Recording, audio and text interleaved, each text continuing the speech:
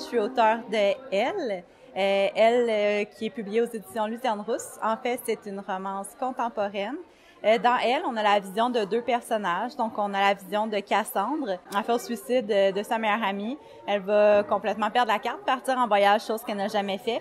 Elle va aller en Angleterre et de fil en aiguille, elle va se ramasser en Écosse, au même bed and breakfast que James, le personnage principal masculin. James, lui, vient de sortir de prison parce qu'il a tué sa copine dans un accident de voiture.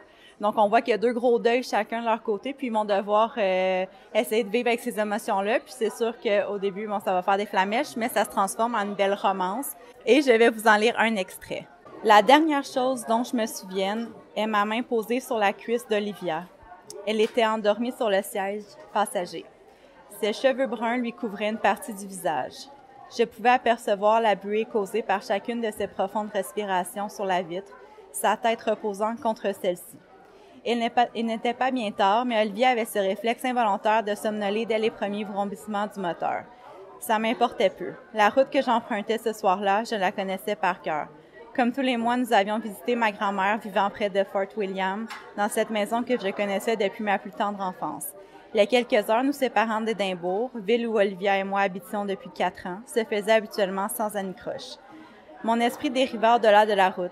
Le soleil déclinant à l'horizon inondait l'habitacle d'une douce lumière orangée, et je réfléchissais à nos projets remplis d'optimisme. À cet instant, j'étais heureux. Je ne crois pas avoir eu le pied pesant sur l'accélérateur, sauf que j'ai toujours eu cette mauvaise habitude de ne pas assez regarder l'indicateur de vitesse. Comme le bonheur peut être éphémère, une mélodie familière interrompit le fil de mes pensées, et mon premier réflexe fut de changer le poste de la radio. Mais le sourire d'Olivia retint mon geste. Même dans son sommeil, elle aimait cette satanée chanson. Et je l'ai regardée l'espace d'une une seconde de trop. En fait, j'ai menti un peu plus tôt. Je me souviendrai toujours de son cri à faire glacer le sang, de son doux visage déformé par la peur et de sa main cherchant désespérément la mienne.